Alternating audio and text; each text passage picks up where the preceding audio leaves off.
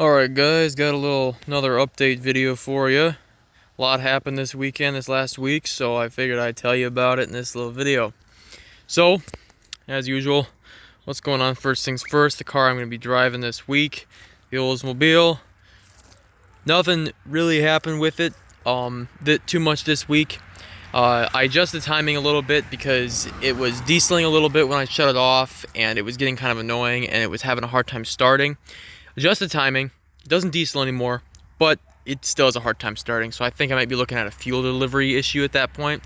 I've already checked the carburetor, I've gone over it, taken it apart, bench tested it, for the galley plugs leaking on quadra jets. Took off the bottom of the carb, set it on the bench, filled up the bowl with fuel, let it set overnight, and looked to see if there was gas leaking out of it, and there's not. So I'm not losing gas through my galley plugs. It's most likely the fuel pump is, like as I suspected before, the diaphragm's blown on it, so all the fuel leaks back from the gas line back into the tank after you shut it off.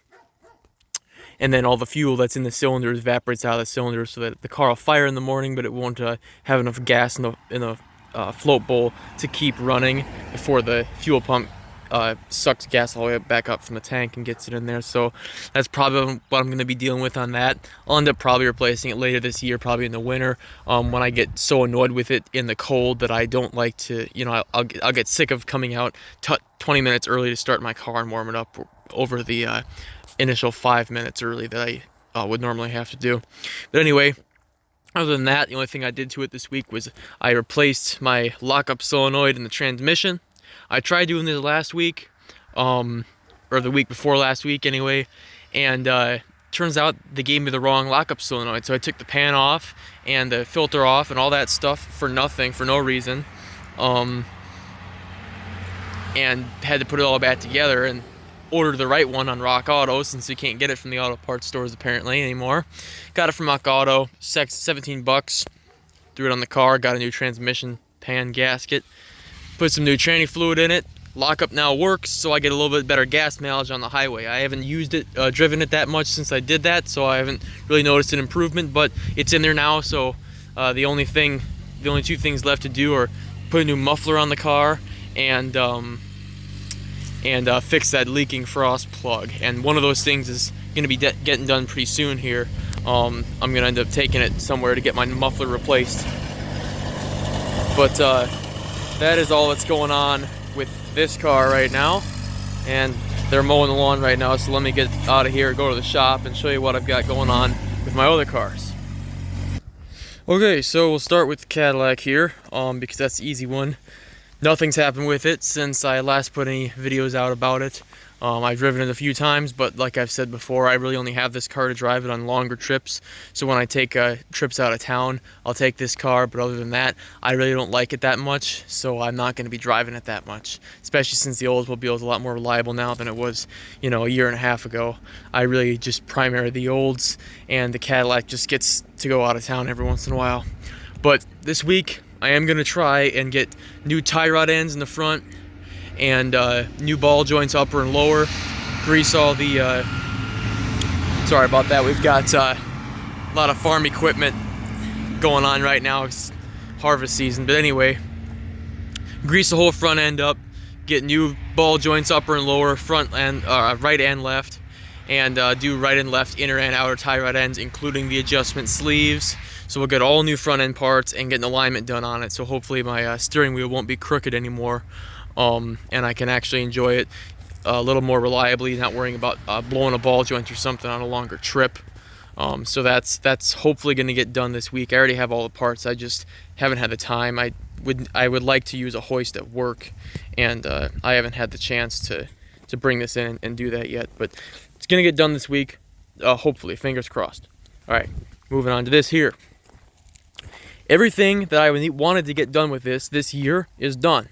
I fixed the heat, I fixed the cruise control, I fixed the suspension, and I fixed I put my new radio in there. I was able to fab up some brackets and things and get my new radio in there. So now I've got a factory AM stereo, not mono, 8-track player in there, as well as the aftermarket underdash cassette deck that I put in last summer.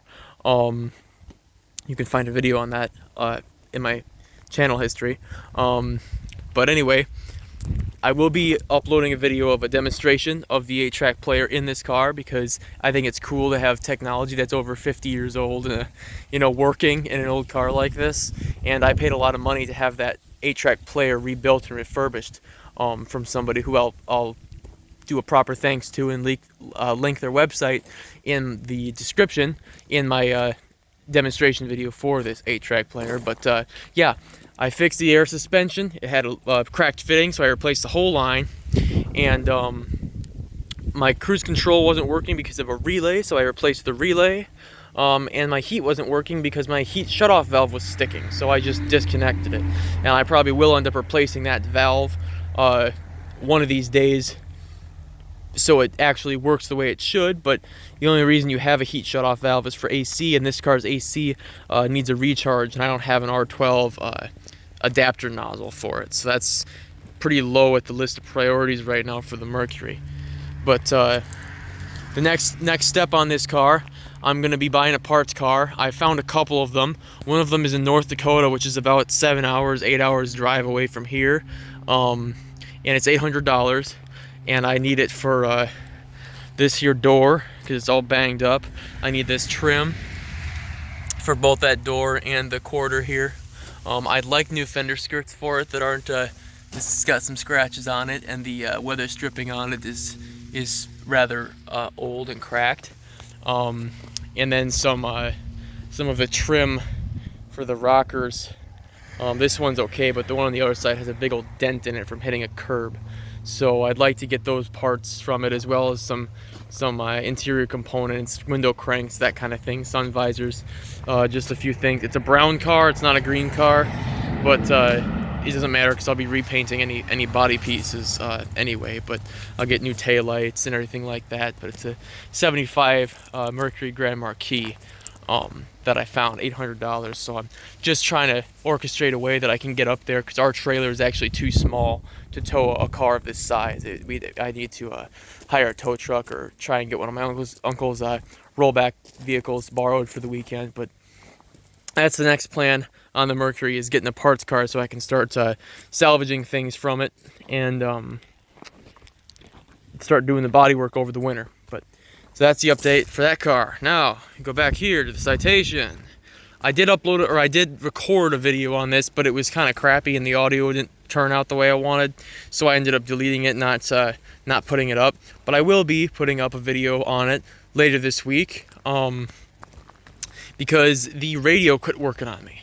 Now, I know in the last video that this car was featured in, it wasn't in very good shape, and it's still not in good shape, but it didn't have a lot going for it then. It was in poor shape. It had a lot of things wrong with it, I should say. I fixed most of the things that were wrong with it, anything that I care about anyway. Certain things, certain aspects still don't work, still aren't in good shape, but anything that I actually care about has been replaced or repaired. So I've been driving this a few times a week here the last couple weeks, and I'm starting to really like it. It's a lot more comfortable than the little blue car I had previously, and it's turning out to be a lot better of a car. Not as reliable, but it is a little bit more practical. So there's that. But yeah, I will be uploading the video here. I have this radio in here, and for those of you who've been with the channel for a long time, you will actually recognize this radio as the one that used to be mounted on the floor of my Mercury until I got that actual under dash cassette deck that I put in there. This one, for some reason, does not work for the radio function or any of these push buttons. None of them work or do anything, but the cassette deck does work.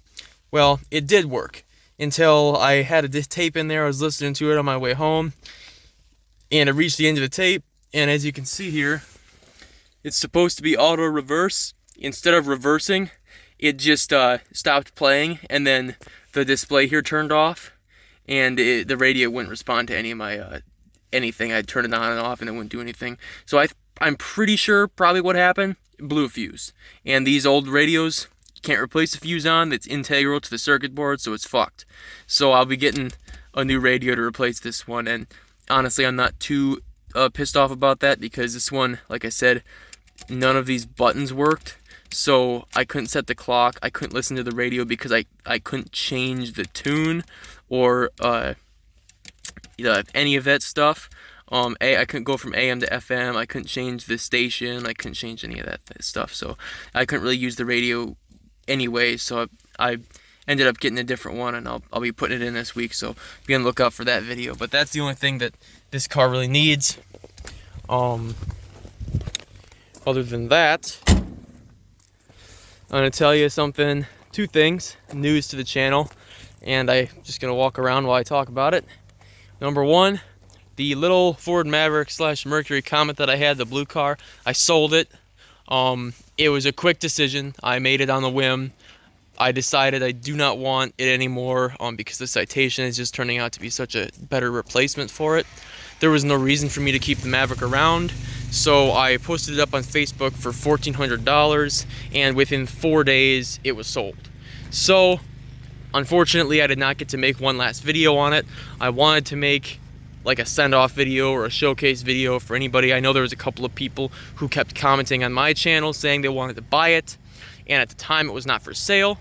So I understand if those people watch this and they hear about that it was for sale at some point and they didn't get to buy it, or I didn't tell them, I apologize. I understand that you probably would have liked to have bought it, but somebody local here in the neighboring town wanted it, and they came and got it pretty much right away. They messaged me the night I posted it, and within 4 days it was gone. So I'm pretty happy. I got more money in my pocket now that I didn't have at the beginning of this week, and I'll be able to throw that money into these cars that actually matter to me, whereas that little blue car did not. So in the spirit of the fact that I did that, I'm going to be doing the same thing with the Lincoln here pretty soon, because the Lincoln, this car here, I bought to replace that Lincoln, and then the Lincoln I flushed the transmission fluid, changed the filter, and it turned out that the transmission was not as blown up as I once thought, so I really didn't need to buy this car. But the Lincoln's condition has been deteriorating and deteriorating and deteriorating, going down and down and down in value, and it's got cracked windshield, it's got hail damage, it's got a flat tire now, it's got electrical problems, and it's just getting to the point where I don't need to have it anymore. I've taken the radio out like 4 times and replaced the belt, and it just keeps breaking the freaking belt, so I'm sick of it. I'm just gonna get rid of it. I'm gonna be asking around $1,000 for it. It's not in that great of shape, but it's a running and driving car, and in 2023 a lot of running and driving cars go for a lot more than that. So it'll be up for sale soon here. I've got to get wheels for it because I'm keeping the spoke wheels that are on it for a number of reasons, one of them being they're very rare. The other reason being the tires that are on that car are the same size tires as the Oldsmobile has, and they're good tires.